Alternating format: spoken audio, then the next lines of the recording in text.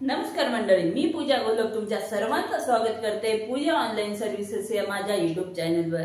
या चॅनलवर तुम्हाला मिळेल सर्व सरकारी सेवांची माहिती आणि सर्व सरकारी योजनांबद्दल अपडेट्स। आजच्या व्हिडिओमध्ये मी तुम्हाला सांगणार आहे सर्वात महत्त्वाच्या विषयावर।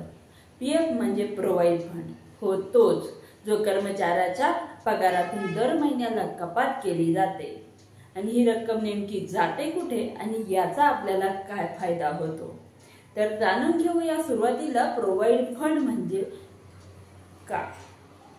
पीएफ म्हणजे प्रोव्हाइड फंड ही कर्मचाऱ्याच्या भविष्यातील एक बचत योजना आहे। ही भारत सरकारने सर्व खासगी व सरकारी क्षेत्रातील कर्मचारी वर्गासाठी तयार केली आहे।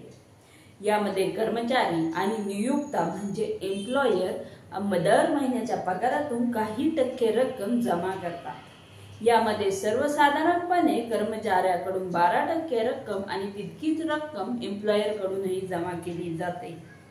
आता नेमकी ही जमा केलेली रक्कम जाते कुठे? तर ही या दोन्ही मिळून जमा केलेली रक्कम इफो म्हणजे एम्प्लॉई प्रोव्हाइड फंड ऑर्गनायझेशन कडे जमा होते। इफो ही रक्कम सुरक्षित करते आणि यावर दरवर्षी विशिष्ट दराने व्याज देते।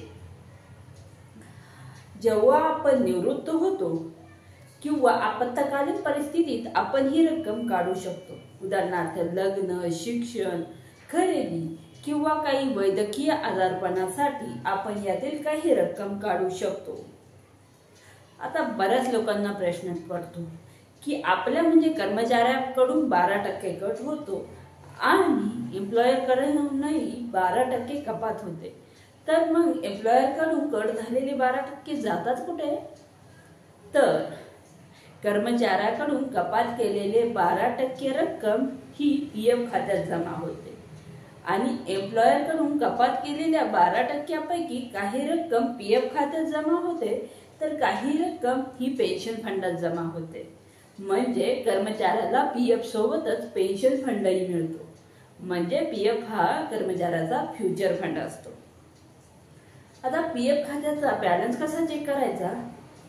तर पीएफ खात्याचा बॅलन्स चेक करण्यासाठी आपल्याला इफोच्या ऑफिशियल पोर्टलवर जाऊन किंवा उमंग ॲपद्वारे आपण यूएनए नंबर टाकून चेक करू शकतो। यूएनए नंबर म्हणजे युनिव्हर्सल अकाउंट नंबर। हा प्रत्येक कर्मचाऱ्याचा एक युनिक नंबर असतो। आता पीएफ खातेधारकांनी काही गोष्टी लक्षात ठेवायला हव्या। पीएफ खात्याची माहिती ही अपग्रेड म्हणजे अद्ययावत हवी, त्याची केवायसी केलेली हवी आणि यूएनए नंबर हा सक्रिय असावा म्हणजे ऍक्टिव्ह असावा।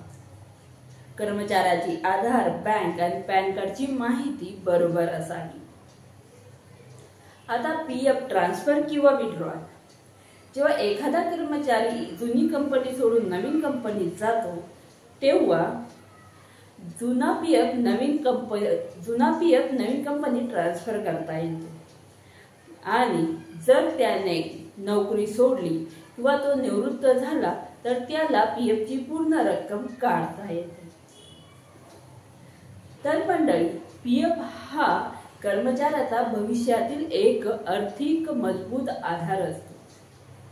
तर मंडळी, ही उपयुक्त माहिती तुम्हाला आवडली असेल तर व्हिडिओला लाईक करा, शेअर करा आणि नवीन अपडेटसाठी चॅनलला सबस्क्राईब करा। भेटूया पुढच्या व्हिडिओत, तोपर्यंत धन्यवाद।